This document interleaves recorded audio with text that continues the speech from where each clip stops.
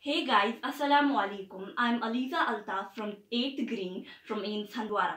Today I'm going to talk about one of the chapter of a political science component from social studies, which is entitled as Why Do We Need Parliament?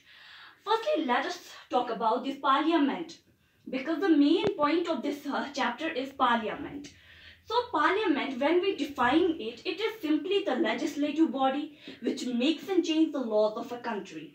Laws for a country. Why do we need this parliament? So it becomes a question for this thing. So it makes the laws. Why are the laws formed? It's also a question. The laws are formed just to run the country effectively and sensitively. Let us talk about the parliament in a glimpse. The structure of parliament. Structure of parliament means what does the parliament consist of? It firstly consists of two houses.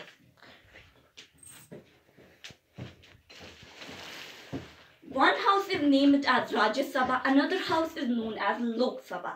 Now there are another names for these houses. One is called upper house, another is called lower house.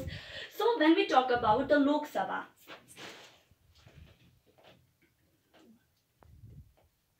Lok Sabha is the house of the parliament in which our representatives work for their citizens of the country. This Lok Sabha is responsible for the formation of the existing government of a country. Like we have BJP as the ruling party in today's circumstances. So when we talk about how did this BJP became the ruling party, it was only because of the maximum number of seats they attained in the Lok Sabha. So the political party which attains the maximum number of seats in Lok Sabha gains the power to rule the country, and to form the government. Now there are 545 seats in Lok Sabha. Out of them, two are nominated from Anglo-Indian communities, and the others are the representatives of the different constituencies of India. Like we have Handwara constituency with us. There are in Jammu and Kashmir, also consisting of Ladakh, we have six number of seats in Lok Sabha. So now, what we have to discuss about the Lok Sabha is that what is the eligibility for the Lok Sabha? What is the work of the Lok Sabha actually? So when we talk about the Lok Sabha, it consists of the eligibility for the Lok Sabha is firstly 35 years age.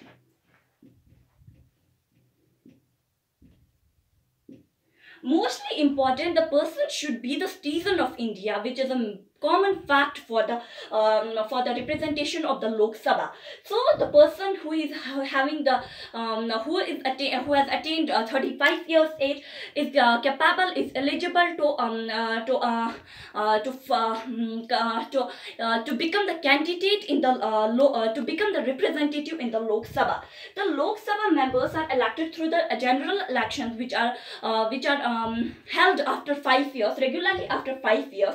So what is the funda behind the 5 years?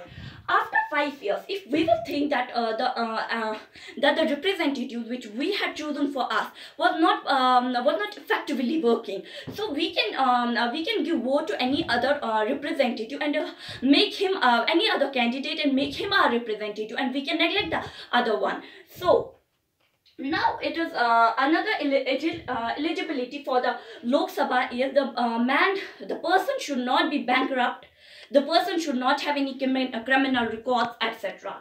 So this was all about Lok Sabha. Now Rajya Sabha.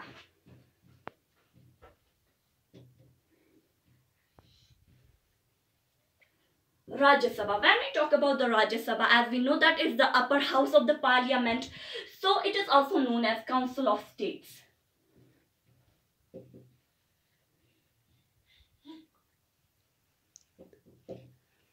Council of States. So in this Rajya Sabha, The some of the members are elected, some of the members are chosen from the Rajya Sabha and are made the members of the council of the state, which is Rajya Sabha. Now what's the eligibility age for the Rajya Sabha is 25 years.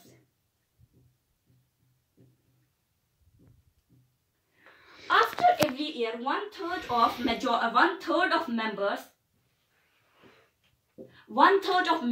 are being retired after every 1 year. This Rajya Sabha, what's the working of the Lok Sabha? Another function of the Lok Sabha we can say is that it is responsible for making the executive for the country. As we have already discussed, the executive, the power is divided into different parts: executive, judiciary, different organs we can say, executive, judiciary, and legislature. Legislature makes laws for the country, as a parliament is a legislature. It makes laws for the country. And then it is judiciary, and then it's executive, which implements those laws, and we have to talk about those executive members.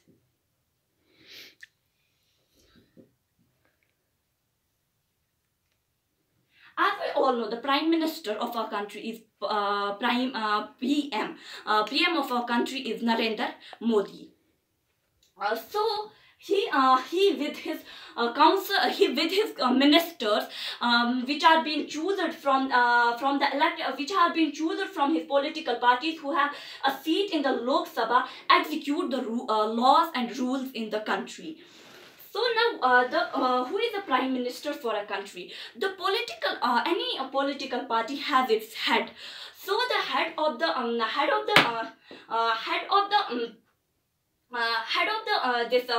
ruling party, or we can say the majority seat gaining party, gets the power to become the Prime Minister of the country. So now, what's the difference between Prime Minister and President? We should be knowing this thing. Prime Minister is the executive head of the country, and the President, we can say, he is the head of the Republic of India. Thank you, guys.